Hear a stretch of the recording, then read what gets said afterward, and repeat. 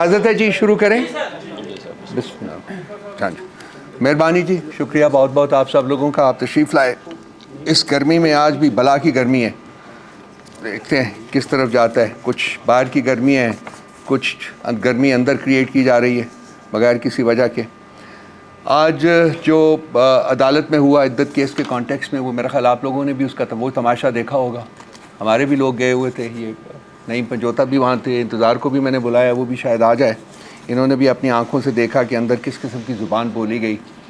मानिका साहब ने खान साहब की ज़ात के बारे में क्या क्या अलकाब जो हैं वो बयान किए, किस किस तरीके से उन्होंने इंतहाई गलीज़ और गंदी ज़ुबान इस्तेमाल की।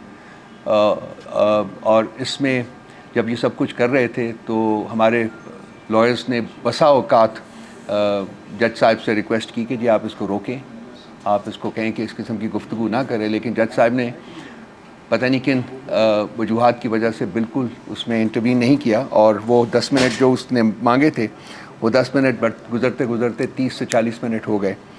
और उसके बाद एक नए सिरे से उन्होंने जज साहब में अपनी लैक ऑफ कॉन्फिडेंस का इजहार किया, और जज साहब ने फौरी तौर के ऊपर कहा, जो कि पहले वो इनकार कर चुके हुए थे, क्योंकि पहले भी इन्होंने कहा था जी कि हमें आप में फेथ नहीं है और आप इस केस से अलहदा हो जाइए। तो आज मेरा ख्याल है कि अंदर खाने बहुत प्रेशर उनके ऊपर डाल दिया गया था। सो जजमेंट आज सुनाने की बजाय उन्होंने जो दूसरी पार्टी थी उनके पहले वकील को कहा कि आप अपना केस दोबारा बयान करें, और फिर मानिका साहब को कहा जी कि आप, उन्होंने इंटरवेंशन मांगी तो उनको फौरी तौर के ऊपर ग्रांट की गई। और उसके बाद जब गलीज़ गुफ्तगू के बाद जब एक नए सिरे से जज साहब में लैक ऑफ कॉन्फिडेंस का इजहार किया गया, तो उन्होंने फौरी तौर के ऊपर एक लेटर लिख दिया कि जी ये केस जो है वो किसी और जज के पास भिजवाया जाए। मेरा ख्याल है कि हर एक बंदा जिसके पास शायद आंखें नहीं भी हैं, उसको भी नज़र आ रहा है कि जज साहब के ऊपर किस किस्म का प्रेशर डाला गया होगा, किस किस किस्म की उनको धमकियां दी गई होंगी, किस किस तरीके से उनको इंटिमिडेट किया गया होगा कि उन्होंने सज़ा नहीं देनी, आज केस का फ़ैसला नहीं सुनाना। और इसीलिए ही आज ये केस जो है एक और जज के पास चला गया है। वो अब मेरा ख्याल है कि गर्मियों की छुट्टियों के बाद कहीं केस लगवाएंगे। सो एक तरफ तो ये इंतहाई भोंडे मुकदमात खान साहब के ऊपर बनाए गए थे, और जब वो एक एक करके क्रैश होते गए, तो अब ये जो स्ट्रैटेजी है पावर विल्डर्स की, साहिब इक़्तिदार लोगों की, वो ये है कि इन केसेस में जो कि क्रैश हो चुके हों वर्चुअली, और जज साहिबान ने सिर्फ उनकी जजमेंट देनी है, उनको जितना भी ज़्यादा आप डिले कर सकते हैं वो डिले किया जाए, और वो जजमेंट्स ना आएँ, ताकि खान साहब उस वक़्त तक कैद में रहें जब तक कि उनके ख़िलाफ़ कोई और भोंडा मुकदमा नहीं बनाया जा सकता। आप भी जानते होंगे कि तोशा खाना का एक मुकदमा जिसमें कि सज़ा जो है वो सस्पेंडेड है, और हम उसकी क्वॉशमेंट की दरख्वास्त दे चुके हुए हैं। तोशा खाना के ऊपर एक और मुकदमा जो कि आई थिंक चौथा मुकदमा होगा, कितना, चौथा मुकदमा जो है वो बनाने की तैयारियां हैं। और एक लॉ है जिसके तहत कि एक सज़ा के, एक किस्म की सज़ा के ऊपर सिर्फ एक मुकदमा बन सकता है। तो ये भी एक बड़ी ही ग्रोस किस्म की एबरेशन होगी, जिसमें कि ये एक ही जुर्म के कॉन्टेक्स्ट में चौथा मुकदमा जो है वो बनाने जा रहे हैं। सो ऑब्जेक्टिव ये है कि जी उस मुकदमे को बना के उसमें सज़ा दिलवाई जाए पहले, और उसके बाद फिर अगर ये जो बाकी मुकदमात हैं जो कि क्रैश होने के करीब हैं, बल्कि हो चुके हुए हैं, फिर उनको ठीक है जी क्रैश होने दिया जाए। लेकिन खान साहब को जो है वो जेल में और वक्त जो है वो गुजारना पड़ेगा, बिल्कुल वैसे ही जैसे कि शाह महमूद कुरैशी साहब के ऊपर, जबकि उनको नज़र आ रहा था कि उनकी भी साइफर के केस में रिहाई हो जाएगी, तो उनके ख़िलाफ़ भी उन्होंने कोई 8-9 मुकदमे एक ही गो में 8-9 मुकदमे जो है ना, और मई 9 की जो डिस्टर्बेंसेस थी उसके कॉन्टेक्स्ट में उनको लगा दिया। सो अगर साइफर के केस में वो आज़ाद हो भी जाते हैं तो फिर भी वो जेल में रहेंगे, और बाकी केसेस जो है ना उनको फ़ाइट करना पड़ेगा। देखिए, ये जो कुछ भी है, मैंने छोटी सी ज़रा तफसील आपसे बयान की है, ये मतलब इसमें कहीं इंसाफ नज़र नहीं आता, इसमें कहीं भी कोई ऐसी चीज़ नहीं नज़र आती जिससे कि इंसान का कॉन्फिडेंस रियासत के स्ट्रक्चर में बने कि रियासत जो है चलें अब थोड़ी सी इम्प्रूव कर रही है और आगे बढ़ने का रास्ता जो है इसको कोई मिल रहा है। جو دن گزرتے ہیں اور ہر گزرتے دن کے ساتھ ایسا لگتا ہے کہ ریاست اور ریگریس کر رہی ہے. ریاست کے جو انسٹیٹیوشنز ہیں ان کے اوپر اسٹیبلشمنٹ کی جو پریشر ہے وہ اور بڑھتا جا رہا ہے. اور آج کا کیس ایک ٹپیکل اگزامپل ہے اس چیز کی کہ جو ریاست ہے اور ریاست کے کرندے اور جو جن کے پاس طاقت ہے, جو پاور ویلڈرز ہیں, ان کی حتی الوسع کوشش یہ ہے, اور یہ اس کو ڈیفینیٹلی انشور کریں گے کہ خان صاحب کو جیل سے باہر نہیں آنا چاہیے, اور وہ اسی صورت میں ممکن ہے جبکہ ان کے کیسز کا فیصلہ جو ہے وہ نہ ہونے دیں. سو آج کا جو سین ہے وہ اس حالت میں بھی اپنے گروسم اور سکننگ قسم کے کنٹرولز کے ساتھ پھر انیکٹ ہوگا, شاید کتنی دفعہ انیکٹ کرنا پڑے.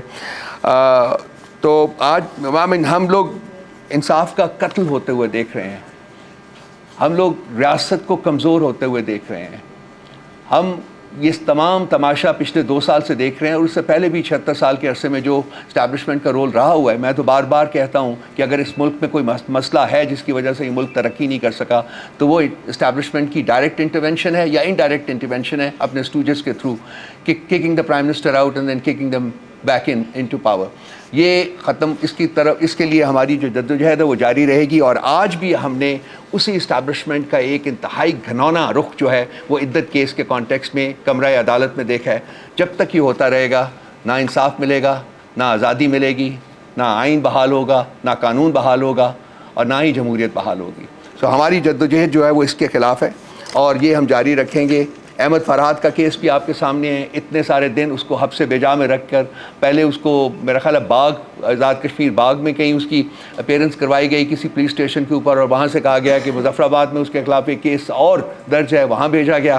تو وہاں سے وہ کیس کے سلسلے میں مجھے آخری اطلاعات ملی تھی کہ اس کو وہاں سے چھوڑ دیا گیا ہے. تو ایک نظم حقائق پر مبنی ایک نظم لکھنے کی پاداش میں ایک انسان کے ساتھ پچھلے 1 مہینے میں, 1.25 مہینے میں کیا ہوا. ہم یہاں بیٹھے ہوتے ہیں, ہمیں یہ نہیں پتا ہوتا کہ یہاں سے ہم اٹھ کے گھر بھی جائیں گے کہ نہیں جائیں گے. یہ میرے چہرے کے اوپر ایک داغ جو ہے وہ تو موجود ہے, شاید ساری زندگی جو ہے وہ میرے ساتھ رہے, لیکن جو ریاست کے اوپر گھنونے دھبے جو لگائے جا رہے ہیں ایوری ڈے, ہر دن کے ساتھ, وہ کبھی نہیں دھلیں گے. اور یہی لوگ جو کہ آج ظلم و بربریت کا جنہوں نے بازار گرم کیا گیا ہے, کل ریاست اسی کے شکنجے میں آئیں گے اور سنوائی ہوگی. سنوائی کے بغیر ریاست آگے نہیں بڑھ سکتی ہے. سو جو لوگ رسپانسبل ہیں ان کو اکاؤنٹیبل بھی ہونا پڑے گا. جھوٹی کہانیوں کے اوپر مقدمے بنائے جاتے ہیں, اور پھر ریاست کی تمام تر جبر اور فسطائیت کو بروئے کار لا کر ان مقدمات کو طوالت بخشی جاتی ہے تاکہ جو مجرمین ہیں, جو ان کے حساب سے مجرمین ہیں لیکن ایکچولی وہ مجرمین نہیں ہیں, وہ آزاد نہ ہو سکے. اس وقت خان صاحب کے خلاف جو عدت اور سائفر کے مقدمے ہیں وہ بالکل ورچولی ختم ہو چکے ہوئے ہیں, وہ کریش کر چکے ہوئے ہیں, اور ان میں سے آج ایک کا ججمنٹ آنی تھی وہ نہیں ہے. اب وہ دیکھتے ہیں کب آتا ہے. اسی طرح سے سائفر کا جو مقدمہ ہے وہ بھی کریش کر چکا ہوا ہے. توشہ خانہ میں خان صاحب کی سزا سسپینڈ ہو چکی ہوئی ہے, اور القادر کے اوپر بیل کی ہے. سو یہ مطلب ایکچولی تو یہ تمام مقدمات آلریڈی ہو جانے چاہیے تھے اور خان صاحب کو جیل سے باہر آنا چاہیے تھا, لیکن ابھی تک وہ موجود ہیں. اور ہمیں خوف ہے وہ اس چیز کا ہے کہ اور مقدمات بھی ان قریب جو ہے وہ ان کے خلاف رجسٹر کیے جائیں گے. سو یہ تو آج کا جو ہوا ہے گنت, اس کی کچھ کہانی ہے. باقی کچھ ہمارے پی ٹی آئی کے نیریٹو کے بارے میں کچھ مسگیونگس کریٹ کی جا رہی ہیں, اور ہمیں پتہ ہے کہ ان کے پیچھے کون سی طاقتیں کار فرما ہیں. ایک تو 1971 کا جو ڈیبیکل تھا اس کے بارے میں بہت سی مسگیونگس کریٹ کی جا رہی ہیں. آپ دوستوں میں سے جنہوں نے حمود الرحمان کمیشن رپورٹ پڑھی ہے, اور میں نے I am one of those fortunate people who got a copy very early, اور میں نے وہ پڑھی ہے, اس میں کہیں بھی فوج کے بارے میں کوئی غلط بات نہیں کہی گئی, بلکہ بسا کئی جگہوں کے اوپر کہا گیا ہے کہ فوج بہت بہادری سے لڑی. It was a failure of the leadership. اور اس میں ایک شخص کی بات بار بار کی گئی ہے جس کا نام تھا جنرل یحییٰ خان, آغا محمد یحییٰ خان, کہ اس نے اپنے اقتدار کو طوالت دینے کے لیے ریاست کو داؤ پر لگایا, اور ریاست کے 2 ٹکڑے ہوئے. یہ اس وقت کی کہانی ہے 1971 کی, جب ایک شخص, ایک مطلق العنان حکمران نے اپنے اقتدار کو مزید طوالت دینے کے لیے ریاست کو داؤ پر لگایا, اور 54% آف دا ریاست جو تھی وہ سیٹ کر گئی, وہ انڈیپینڈنٹ ملک بن گیا, وچ از کالڈ بنگلہ دیش ناؤ. سو پیرلل جو ہم ڈرا کر رہے ہیں وہ اس وقت میں اور آج کے وقت میں کر رہے ہیں کہ آج بھی ایک شخص واحد اپنی ڈکٹیٹرشپ کو، اپنے اقتدار کو طوالت دینے کے لیے پچھلے 2 سال سے اس نے بھی ریاست کو داؤ پر لگایا ہوا ہے۔ ہم اس زوم میں ہیں کہ مشرقی پاکستان 1000 میل دور تھا اور شاید وہاں لڑنا ہمارے لیے اتنا آسان نہیں تھا جتنا کہ یہاں ہوگا۔ ہم اس زوم میں ہیں کہ ہم یہاں ملک کا کوئی حصہ جو ہے وہ سیسیڈ نہیں کرنے دیں گے یا وہ الگ نہیں ہونے دیں گے۔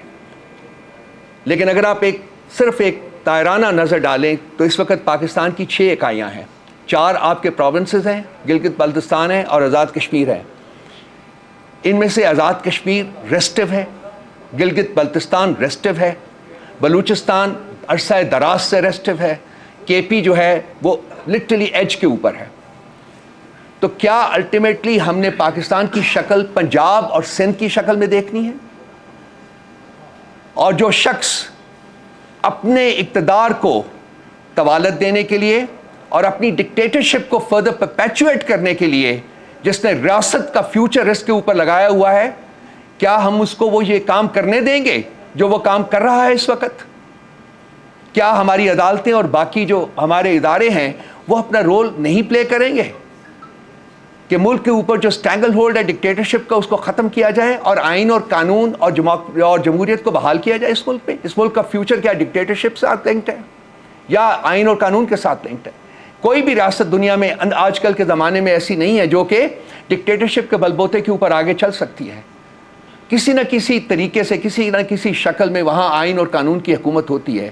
یہ پاکستان وہ واحد ریاست ہے اس وقت جس نے کم از کم پچھلے 2 سال میں نہ صرف کہ آئین اور قانون کا ٹوٹل فقدان نظر آیا ہے بلکہ بریزن جسے کہتے ہیں بریزن طریقے سے اس کو وینڈلائز کیا گیا ہے۔ پاکستان کی ڈکٹیٹرشپس میں 1947 کے بعد سے جو 4 ڈکٹیٹرشپ آئی ہیں اس میں ایک چیز بڑی کامن تھی، وہ یہ تھی کہ جب وہ ٹیک اوور کرتے تھے تو آئین کو یا تو ایبروگیٹ کر دیتے تھے یا سسپینڈ کر دیتے تھے، موسٹلی ایبروگیٹ کر دیتے تھے۔ جتنے بھی ڈکٹیٹرز آئے ہیں انہوں نے آئین کو ایبروگیٹ کیا اور پھر عدلیہ کے ذریعے وہ ڈاکٹرن آف نیسیسٹی کے تحت اس کو لیجیٹیمائز کر لیتے تھے، اپنے اقتدار جو ہے وہ لیجیٹیمائز کر لیتے تھے اور انٹرنیشنل کمیونٹی سے پھر اپنے آپ کو لیجیٹیمائز کرانے کے لیے پاکستان کو آگ میں جھونکا جاتا تھا۔ وہ سوویت یونین کے خلاف لڑائی ہو انڈر ضیاء الحق یا وہ مشرف کے دور میں آور وار آن ٹیرر ہو، امریکہ کی وار، اس کا حصہ دار، اس میں صرف اور صرف پاکستان اور پاکستان کے عوام نے سفر کیا۔ آج پاکستان جو اکنامکلی کیپٹیو ہویا ہوا ہے، لٹرلی پینیز کے لیے وہ اب اپنا کشکول لے کے ساری دنیا میں پھر رہا ہے، اس کی سب سے بڑی وجہ پاکستان کی ڈکٹیٹرشپس ہیں اور یہ 2 لڑائیاں ہیں ادر دین دو small wars, lesser important wars جو کہ پاکستان نے لڑی۔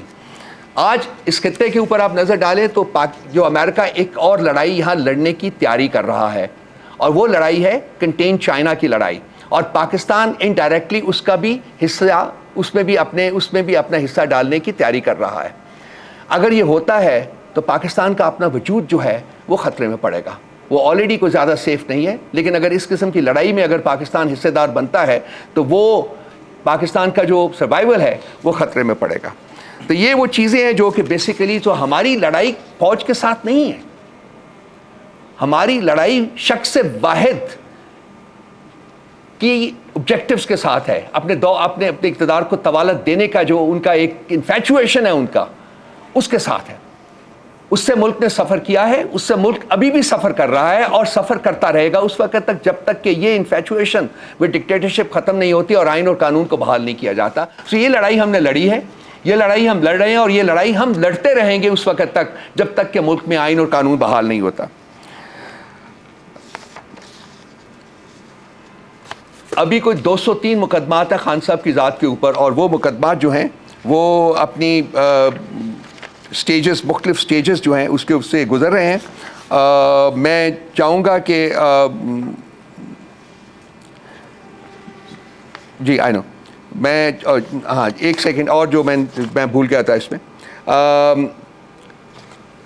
انہی مقدمات میں چونکہ ان کو کوئی پروف نہیں مل رہا تو انہوں نے ملک ریاض کو جو بحریہ ٹاؤن کے آرکیٹیکٹ ہیں ان کو اوپر پچھلے سال سوا سال سے بہت پریشر ڈلا ہوا تھا. مجھے ذاتی طور کے اوپر بھی علم تھا کہ کس طریقے سے اس کو پریشرائز کر رہے ہیں, اس کو ملک چھوڑنا پڑا تھا.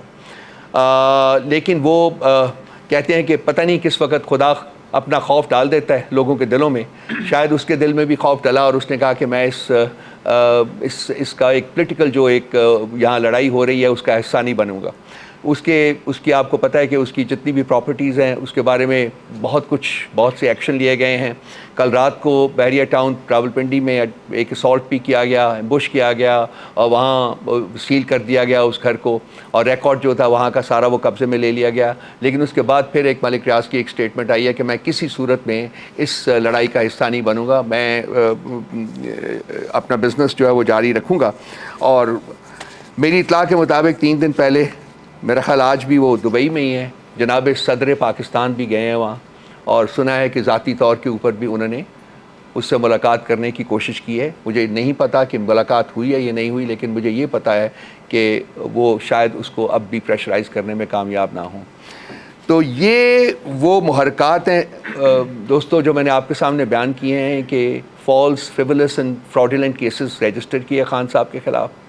وہ چھوٹی عدالتوں سے بزور شمشیر انہوں نے فیصلے لے لیے, لیکن جب بڑی عدالتوں میں پہنچے تو وہ سسٹین نہیں کر سکے, سب ایک ایک کر کے کریش کر رہے ہیں. اور اب یہ اور فیک قسم کی شہادتیں ملک ریاض کی ہوں یا کچھ اور لوگوں کی ہو, اور جیسے یہ خاور مانیکا جیسے گرے ہوئے گھٹیا لوگ جو ہیں ان کی شہادت ہو, اس کو 4-3 مہینے انہوں نے پکڑ کے رکھا ہے. آپ بھی جانتے ہیں, میں بھی جانتا ہوں کہ ان 3 مہینوں میں اس کے ساتھ کیا سلوک رکھا گیا ہوگا. اور آج وہ کینری کی طرح وہاں باہر نکلا ہوا, وہ ایک ایک singing a song on a tune that is provided by the power wielders.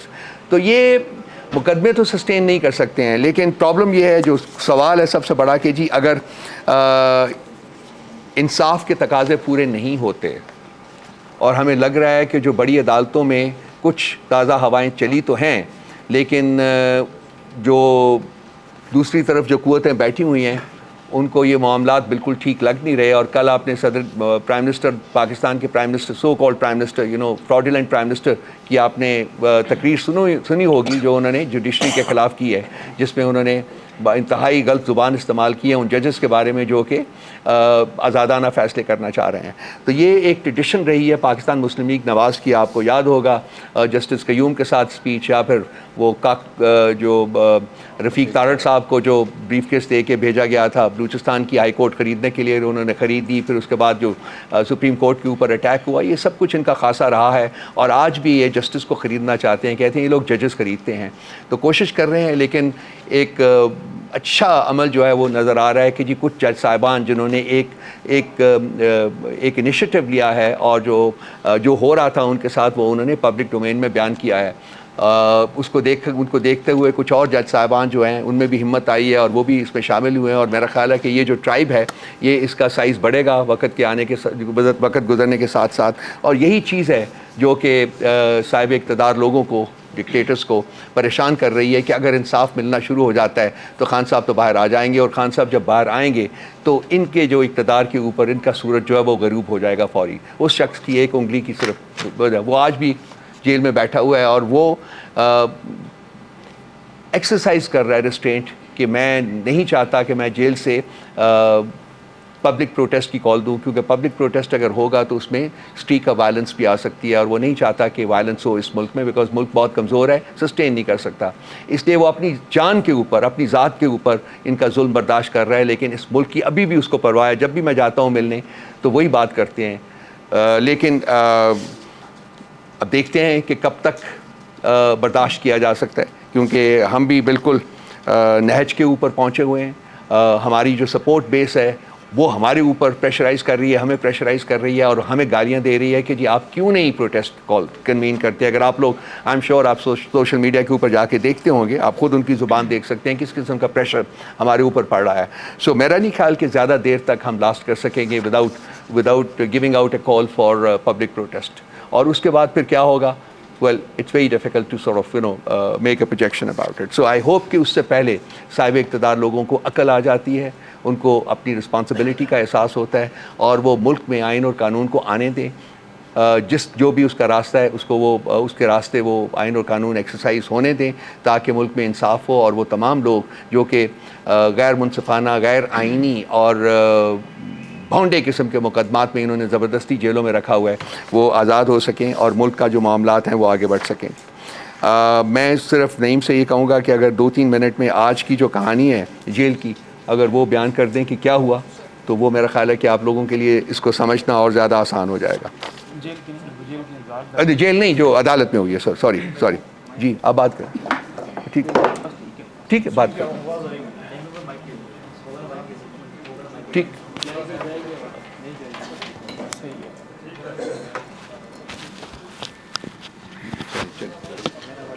بسم اللہ الرحمن الرحیم۔ آپ تمام دوستوں کا، جتنے میڈیا کے پرسنز آئے ہوئے ہیں، سارے سب کا بہت شکریہ۔ دیکھیں، اس وقت میں خان صاحب کے کیسز کے حوالے سے بات کروں گا، اور رؤوف صاحب، انتظار صاحب بھی آ گئے ہیں اور بتائیں گے آج کے حوالے سے خان صاحب کی مزید جو اپڈیٹس ہیں اور پیغام بتائیں گے۔ دیکھیں، اس وقت خان صاحب 2 کیسز کے اندر پابند سلاسل ہیں۔ نمبر 1 سائفر کیس اور نمبر 2 عدت کیس۔ سائفر کیس کی سماعت کل تھی، اس سماعت کو اس وجہ سے ملتوی ہونا پڑا کہ پورے پاکستان میں چھٹی منا دی گئی، اور بنتا یہ تھا کہ کل چھٹی تھی تو آج اس کیس کی سماعت کی جاتی، اس کے اندر فیصلہ آتا، کیونکہ اس وقت خان صاحب 2 کیسز میں پابند سلاسل ہیں۔ اسی طرح سے بی بی صاحبہ ایک کیس میں پابند سلاسل ہیں، اور وہ ہے عدت کیس۔ تو عدت کیس کے اندر آج کیونکہ فیصلے کے لیے رکھا ہوا تھا عدالت نے، اور رضوان عباسی جو وکیل ہیں خاور مانکا کے، ان کو موقع دیا گیا۔ پہلے تو 9 بجے وہ آئے نہیں، پھر 10:30 بجے آئے۔ جب موقع دیا جاتا ہے تو بجائے یہ کہ وہ خود دلائل کریں، انہوں نے کیونکہ پیچھے سے ایک پلانٹ کر کے، ایک پلان بنا کر، ایک پورے منظم طریقے سے، جس میں انہوں نے پی ایم ایل این کے لائرز، جو میں جانتا ہوں کیونکہ ہم سارا دن ادھر ہی ہوتے ہیں، یہ وہ لوگ تھے جو ڈسٹرکٹ کورٹ میں عمران خان صاحب پیش ہوئے تو اس وقت عطا تارڑ اپنے ساتھ لے کر آیا تھا، اور اس وقت بھی انہوں نے شور شرابہ کیا تھا، ہنگامہ رائی کی تھی۔ آج وہی ہوا دوبارہ، یہ چاہتے تھے کہ عدالت کے اندر شور شرابہ ہو، لڑائی ہو، ایسا ماحول بنے کہ یہ کیس جو ہے ملتوی ہو۔ لیکن میں سلام پیش کرتا ہوں تمام ہماری جتنی خواتین ہیں، ہمارے لائرز ہیں، جتنے وہاں پر میڈیا پرسن سارے لوگ موجود تھے، انہوں نے کسی نے اس طرح کا معاملہ نہیں کیا اور بڑا تحمل مزاجی کا مظاہرہ کیا، اور ہم نے عدالت کو یہی کہا کہ یہ چاہتے ہیں کہ یہاں پر ماحول خراب ہو، کیونکہ جس طرح وہ گندی زبان استعمال کر رہے تھے خان صاحب کے بارے میں، بی بی صاحبہ کے بارے میں، میں الفاظ یہاں پر وہ نہیں لے سکتا جس طرح کے وہ الفاظ لے رہے تھے۔ یہ ہماری ہمت تھی، ہم برداشت نہیں کر پا رہے تھے، لیکن ہم نے برداشت اس لیے کیا کیونکہ ہم چاہتے تھے کہ خان صاحب، بی بی صاحبہ کے حوالے سے یہ کیس آج جو سماعت ہے اس میں فیصلہ آ جائے، کیونکہ فیصلے کے اندر ڈیلے نہ ہو۔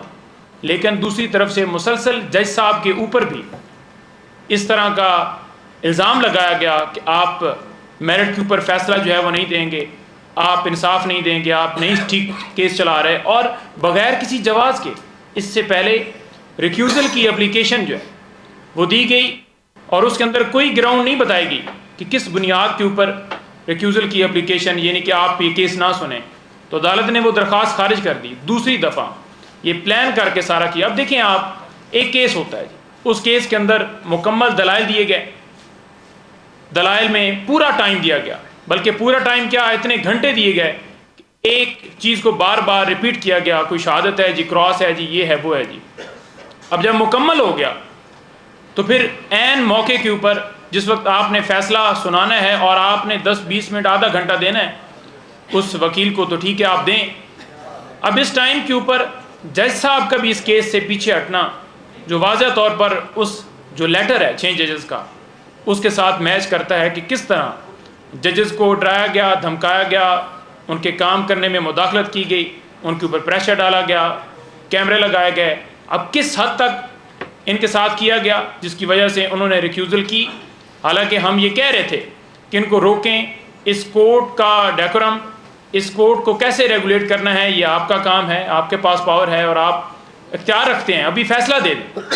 لیکن انہوں نے نہیں کیا, اور یہ ایک ریکیوزل, انہوں نے کہا جی کہ میں اس کیس کو نہیں سنوں گا, اور پھر ایک لیٹر لکھ دیا گیا اسلام آباد ہائی کورٹ کو.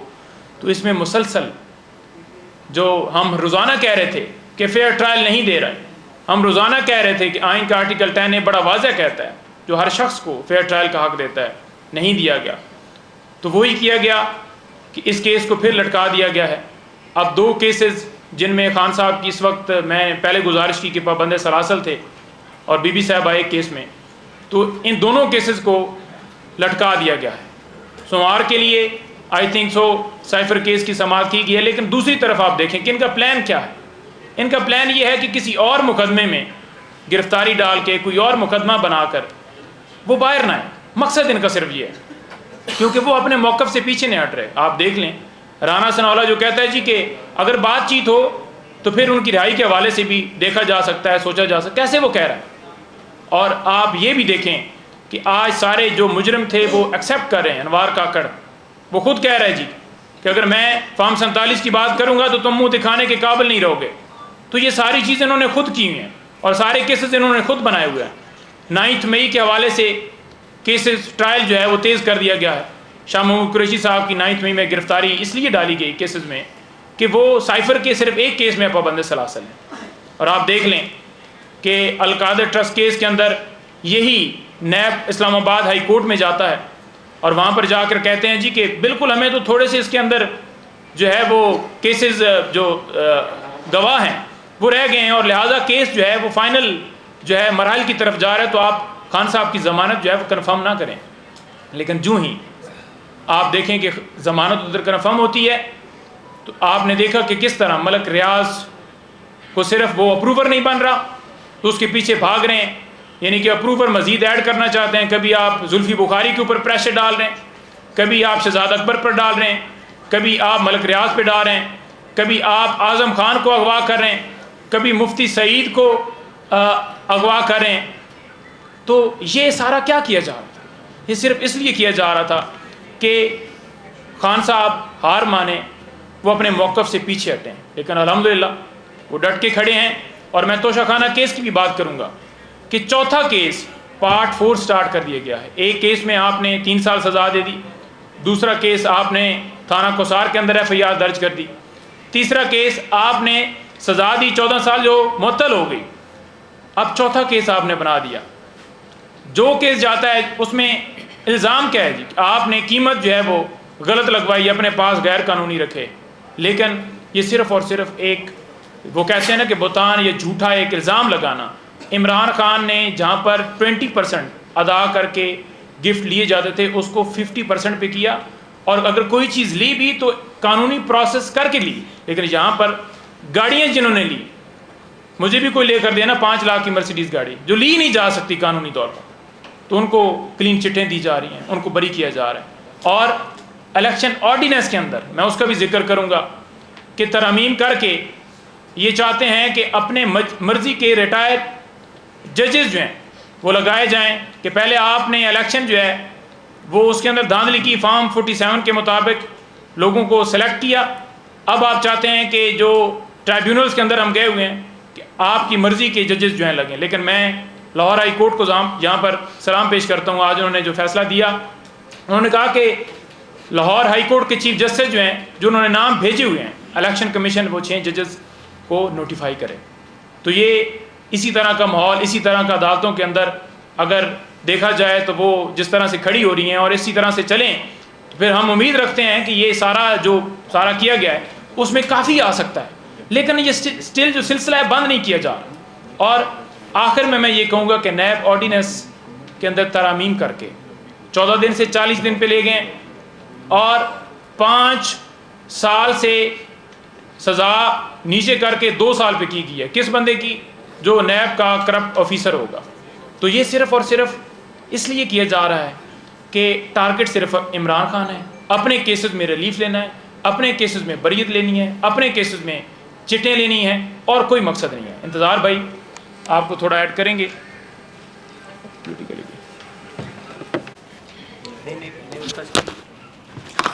بہت شکریہ جی، بہت کافی ٹائم لے لیا. میں بریفلی بس 2-3 باتیں آپ سے کروں گا. خان صاحب ابھی ٹھیک ہے، بہت اچھا جی بسم اللہ. Thank you. بسم اللہ الرحمن الرحیم. بہت شکریہ تمام دوستوں کا. ابھی اڈیالہ جیل سے میں واپس آ رہا ہوں جی. 9 مئی کے کیس لگے ہوئے تھے وہاں پہ اور ان میں سماعت ہوئی جو کہ 12 جون کے لیے ملتوی ہوئے ہیں. خان صاحب نے وہاں پہ بات کی ہے 3-4 چیزوں کے اوپر جن کا یہاں پہ ذکر کرنا بہت ضروری ہے. سب سے پہلے انہوں نے سوال پوچھا ہے کہ اگر نگران وزیر اعظم کاکڑ کا کام الیکشن کروانا تھا اور انہوں نے جب الیکشن خود کروائے اور اس کے بعد آج وہ سوال کرتے ہیں کہ اگر آپ میرے سکینڈلز کے اوپر بات کریں گے، ویٹ سکینڈل کے اوپر بات کریں گے تو میں آپ کے فارم 47 کی بات کروں گا. قوم یہ سوال کرتی ہے، خان صاحب نے یہ کہا کہ آپ پوچھیں، پوری قوم یہ پوچھے، اس حکومت سے پوچھے اور سپریم کورٹ سے گزارش کرے کہ ہم نے یہ کیس 8 فروری کی جو تھیفٹ ہے اس کے اوپر جو کیس فائل کیا تھا اس کے اوپر جوڈیشل کمیشن کیوں نہیں بنایا جا رہا. اور پرائم منسٹر کاکڑ کی جو بات ہے اس کو راولپنڈی کمشنر نے سیکنڈ کیا ہے. جو راولپنڈی کمشنر بات کر رہے ہیں وہی بات کاکڑ صاحب کر رہے ہیں. یہی بات آپ کو پورے ملک میں نظر آئے گی. تو جب آپ عوام کے منتخب نمائندوں کو اختیار اور حکومت نہیں دیتے تو پھر 71 جیسے حالات پیدا ہوتے ہیں. پھر آپ ملک کی جماعتوں کو اس طرف لے کے جاتی ہیں جس طرف نہیں جانا چاہیے. اس کے علاوہ خان صاحب نے سوال پوچھا ہے کہ محسن نقوی صاحب کی پراپرٹی باہر دبئی لیکس میں آئی ہے. تو انہوں نے اپنے بارے میں ذکر کیا کہ میں تو ساری زندگی باہر پیسہ کمایا اور اپنی کمائی جو ہے میں واپس لے کے آیا اور جہاں پہ پوچھا گیا سپریم کورٹ آف پاکستان میں پوری مکمل منی ٹریل میں نے دی ہے. جب محسن نقوی صاحب کام یہاں پاکستان میں کرتے ہیں تو ان کی دولت کیسے باہر چلی گئی، یہاں سے پاکستان سے پیسے کیسے باہر گئے اور کس طرح انہوں نے پراپرٹی خریدی، یہ سوال پوری قوم کو پوچھنا چاہیے. جو بھی اقتدار میں آتا ہے، نواز شریف ہوں، زرداری ہوں یا محسن نقوی آئے ہیں، تو ان تمام لوگوں کی پراپرٹیز جو ہیں وہ باہر کیسے بن جاتی ہیں. یہ سوال ہم سب کا سوال ہے. یہ خان صاحب کی طرف سے اسپیشلی پوچھا گیا اس لیے یہاں رکھا جا رہا ہے. اس کے علاوہ انہوں نے ایک اور اہم نقطے کے اوپر بات کی ہے. انہوں نے کہا کہ جو ویٹ کا سکینڈل پنجاب کے اندر آیا جس کا اثر پنجاب کے اوپر ہوا کہ پنجاب کے کسان کو جس طرح سے آج اس کی گندم نہیں خریدی جا رہی، اس کی محنت کی جو اس کی محنت کا پھل ہے اس کو نہیں دیا جا رہا، آج کوئی خریدنے والا نہیں ہے. سڑکوں پر گندم رل رہی ہے پنجاب کے اندر. تو اس کا کون ذمہ دار ہے، کون ان سے پوچھے گا؟ اس کے اوپر حکومت کو جواب دینا ہوگا، تفصیلات سامنے لانی ہوگی. جب تک یہ تفصیلات سامنے نہیں آئیں گے ہم اس ایشو کے اوپر بات کرتے رہیں گے اور ایشو کو اٹھا کے رکھیں گے.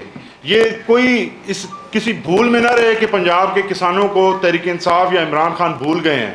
عمران خان صاحب کا واضح پیغام ہے کہ ہر کسان کی محنت کو اس کا پھل ملنا چاہیے. اس کے علاوہ پنجاب حکومت کی جانب سے نئے کیسز بنائے جانے کا انکشاف ہوا ہے. ان کی طرف سے پریس کانفرنس کی گئی جس کے اندر بتایا گیا کہ غداری کے کیسز جو ہیں وہ بنائے جائیں گے. خان صاحب نے اس کو بڑا ویلکم کیا ہے. انہوں نے کہا ہے کہ میں نے کبھی پاکستان سے غداری نہ کی ہے نہ میں کر سکتا ہوں. میرے خلاف تمام کیسز جو ہیں وہ جھوٹے ہیں. آپ دیکھ رہے ہیں جس طرح سے اوپن کورٹس کے اندر جو کیسز آ رہے ہیں وہ تمام کیسز آپ دیکھ رہے ہیں کہ کسی ایویڈنس کے بغیر، کسی ثبوت کے بغیر بنائے گئے تھے.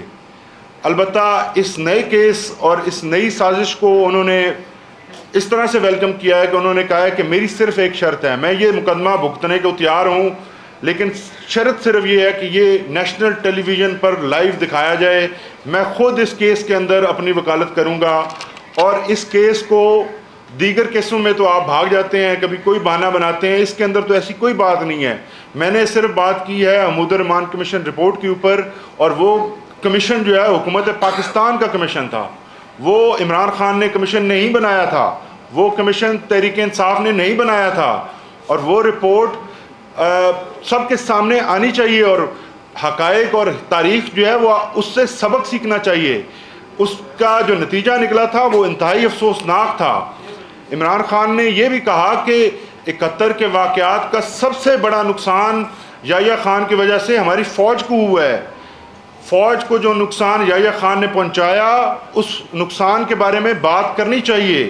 ہماری فوج نے یہ خان صاحب نے آج فرمایا کہ یہ حمود الرحمان کمیشن رپورٹ میں واضح طور پہ آیا ہے، یہ لکھا ہے کہ جب ہماری فوج کو موقع ملا تو وہ بہت دلیری سے لڑی، لیکن جو اوور آل نقصان فوج کو ہوا، فوج کے امیج کو، اس کی وجہ سے فوج کو خود یحییٰ خان کو تبدیل کرنا پڑا۔ تو یہ بڑی اہم چیزیں ہیں، یہ تاریخ ہے، اور اس تاریخ سے سیکھ کے ہم آگے بڑھیں گے۔ انہوں نے کہا کہ میں پاکستان کی بہتری چاہتا ہوں، مضبوط جمہوریت چاہتا ہوں، پاکستان کی عوام کو ایک ایسا مستقبل دینا چاہتا ہوں کہ جس میں تمام لوگ سیف ہوں، سب لوگوں کے حقوق محفوظ ہوں، اور جہاں لا اینڈ آرڈر ہو اور انویسٹمنٹ آئے۔ بہت شکریہ جی۔ وہ ختم کرتے ہیں اس کو۔ جناب فراز صاحب نے کہا تھا کہ تیرا جبر و ظلم بلا سے ہی میرا حوصلہ بھی کمال ہے۔ Any question؟ یہ بتا دیجئے کہ چند روز پہلے ترک انصاف کے ترکمان جو کہ 75 سال کے تھے، ان پر حملہ ہوا، ظاہر ہے ان کے دلائل سے کوئی اختلاف کر رہا تھا، تشدد کی سیاست کو رنگ دیا گیا، ان پر حملہ ہوا، پورے پاکستان میں مذمت کی۔ آج ایک اور بزرگ پہ حملہ ہوا ہے، وکیل صاحب نے ان پر حملہ کیا عدالت میں، ان کی بھی آپ مذمت کر رہے ہیں۔ ہم اپنے آپ کو اس سارے فیل سے، ہمارے جو کورٹ میں ہوا ہے، پہلے آپ اس ساری جو پروسیڈنگز ہے اس کو دیکھ لیجئے، کس قسم کی غلیظ اور گندی زبان استعمال کی گئی۔ ایک آدھا گھنٹہ وہ شخص جو تھا وہ راسترم پہ رہا، بات کرتا رہا، نہ جج نے اس کو روکا، نہ کسی اور شخص نے۔ ہماری پروٹیسٹیشنز کے باوجود اس کو گالیاں دینی دی گئی۔ اس کے بعد یہ جو ہوا ہے انسیڈنٹ، وہ جیل کی وہ کورٹ کی پریمیسز سے باہر ہوا ہے۔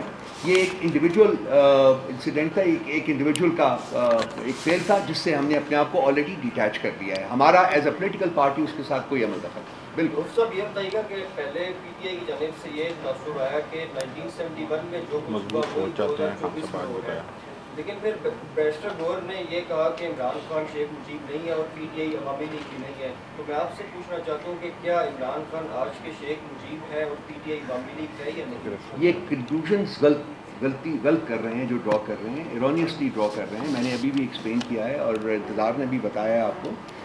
ہم نے جو حمود الرحمان کمیشن کی رپورٹ کی بات کی ہے، جو کہ جیسا انتظار نے بھی کہا ہے، وہ ہم نے نہیں بنائی تھی، وہ اس وقت کی حکومت نے بنائی تھی، اور اس کی آپ اس کو پڑھ لیجئے، اگر اس کے مندرجات پڑھ لیں گے تو میرا خیال کلیئر ہو جائے گا۔ اس میں فوج کی بہادری کی تعریف کی گئی، لیکن ایک شخص جو تھا، شخص واحد جو اس وقت ملک کے اوپر حکمران تھا، جنرل یحییٰ خان اس کا نام تھا، وہ چاہتا تھا، اس نے کمٹ کیا تھا مجیب الرحمان کو جب وہ الیکشن جیتا تھا کہ پاور ٹرانسفر کی جائے گی، اور وہ ڈھاکہ گیا اس سلسلے میں، لیکن پاور ٹرانسفر کرنے کی بجائے وہاں ملٹری ایکشن جو ہے اس کا آغاز کر دیا گیا، جس سے ملک 2 لاکھ ہو گیا۔ تو ایک شخص واحد کی بات کی ہے، وہ شخص واحد اپنی جو lust for power to continue, اور اس نے 5 سال اپنا آلریڈی ایک کانسٹیٹیوشن بھی ڈرافٹ کروا دیا ہوا ہے، شریف الدین پیرزادہ صاحب انوالو تھے اس میں۔ وہ کانسٹیٹیوشن، یہ بھی ایک پاکستان کی تاریخ کا ایک حصہ ہے، کانسٹیٹیوشن بھی ڈرافٹ ہو گیا ہوا تھا کہ وہ آئندہ 5 سال کیسے حکومت کرے گا۔ تو شخص واحد کی جو لسٹ ہوتی ہے، اس کی وجہ سے ریاستیں سفر کرتی ہیں۔ ہماری بھی بات بالکل اس کانٹیکسٹ میں ہے کہ اس وقت بھی ایک شخص واحد جو ہے، اس کی لسٹ فار پاور جو ہے، اس کو اجازت نہیں دیتی کہ وہ پاکستان میں آئین، قانون اور جمہوریت کو آنے دے، اور ہماری جو لڑائی ہے وہ آئین، قانون اور جمہوریت کے لیے ہے۔ یہ ہمارا کانفلکٹ ہے۔ یہ اس میں نہ فوج کے بارے میں ہم نے بات کی ہے نیگیٹیولی، نہ کسی اور چیز کے بارے میں کی ہے۔ ہم نے صرف ڈکٹیٹرشپ جو ہے، جو کہ اس ملک کا سب سے بڑا کرائسس رہا ہوا ہے پچھلے 76 سالوں میں، ڈائریکٹ ڈکٹیٹرشپ جب مارشل لاس لگے، اور انڈائریکٹ ڈکٹیٹرشپ جب کہ اسٹوجز کے ذریعے اس ملک کے اوپر حکومت کی گئی۔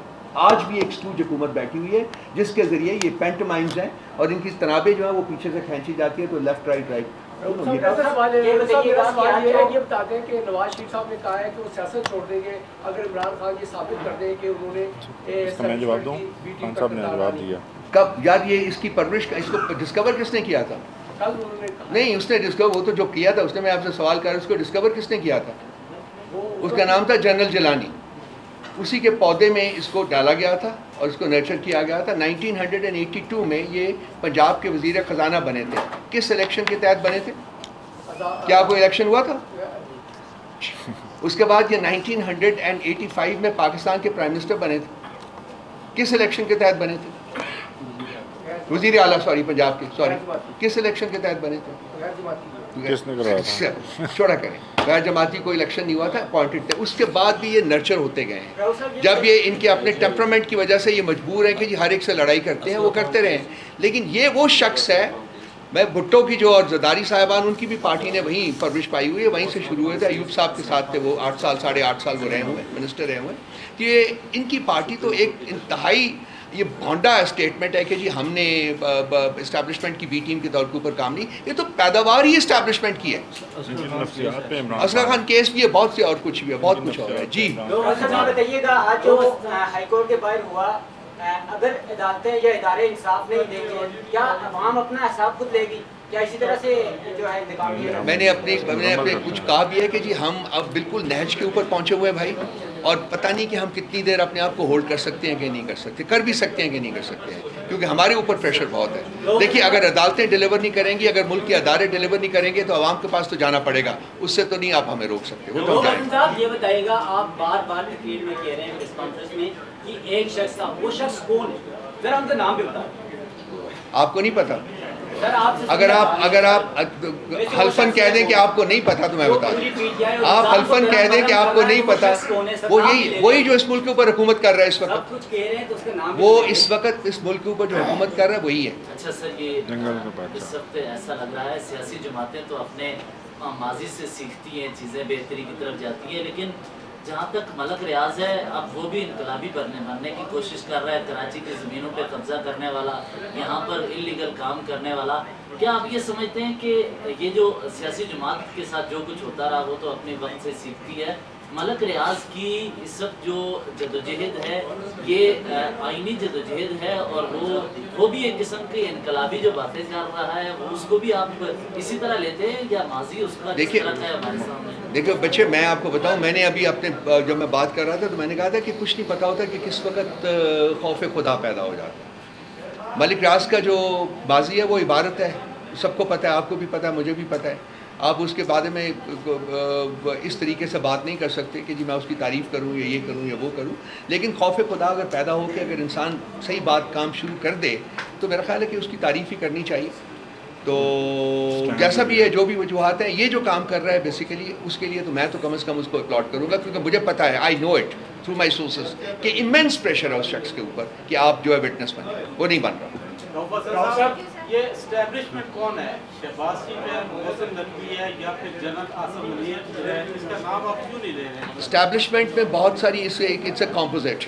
اسٹیبلشمنٹ میں بہت کچھ آ جاتا ہے, ملک کے بہت سارے ادارے آ جاتے ہیں, فوج بھی اس میں ہوتی ہے, سول بیوروکریسی بھی اس میں ہوتی ہے, پولیس بھی اس میں ہوتی ہے, اس میں الیکشن کمیشن بھی اس میں آ جاتا ہے, اس میں عدالتیں بھی آ جاتی ہیں. یہ تمام لوگ جو ہے نا, یہ کنگلیمریٹ ہے جو کہ اس کو پرپیچویٹ کرتا ہے ڈکٹیٹرشپ کو, جس میں کہ قانون نہیں ہوتا, جس میں آئین نہیں ہوتا, جس میں جمہوریت نہیں ہوتی, بلکہ وہ شخص جس کے ہاتھ میں گن ہوتی ہے وہ ویلڈ کرتا ہے پاور, اور وہ ان تمام اداروں کو اس سمت میں راغب کرتا ہے جو کہ اس کی سمت ہوتی ہے. وہ آپ ہی کر لیجیے. قبل ماضی میں بھی اسی طرح مسلم نواز جب اپوزیشن میں تھی تو وہ ایک شخص سے واحد کا ذکر کیا کرتی تھی, لیکن ہمیں دیکھنے کو ملا کہ پارلیمان میں اسی مسلم نواز اور پوری اپوزیشن نے ہاتھ باندھ کر اس شخص سے واحد کو ایکسٹینشن دی. کیا آپ کی جماعت کے پیچھے وہی مستقبل نہیں ہونے والا کسی غلطی کی تھی جی اس وقت؟ میرا نہیں خیال کہ پی ٹی آئی اس قسم کے کام کو دہرائے گی. سر یہ بتائیے گا کہ خان صاحب سے آج جو ملاقات ہوئی اس میں کیا ملک بھر میں احتجاج کی کال دی گئی یا کچھ اس طرح کی ایکٹیویٹی کرنے جا رہے ہیں؟ دیکھیے خان صاحب نے جو پریویس اپنی کال دی تھی, پوری قوم کو اور پوری تنظیم کو اپنی تیاری کی بات کی تھی, انہوں نے آج بھی وہی دہرائی ہے کہ ساری قوم کو میں کال دوں گا, آپ تیار رہیں, لیکن وہ جو ڈیٹ ہے وہ خود بتائیں گے. اس وقت تک انہوں نے صرف تیاری کی بات کی ہے. سارے تیار ہو جائیں کہ ہم احتجاج کی طرف جائیں گے اگر ہمارے مطالبات جو ہیں وہ نہ پورے کیے. شکریہ, تھینک یو جی, بہت مہربانی, تھینک یو.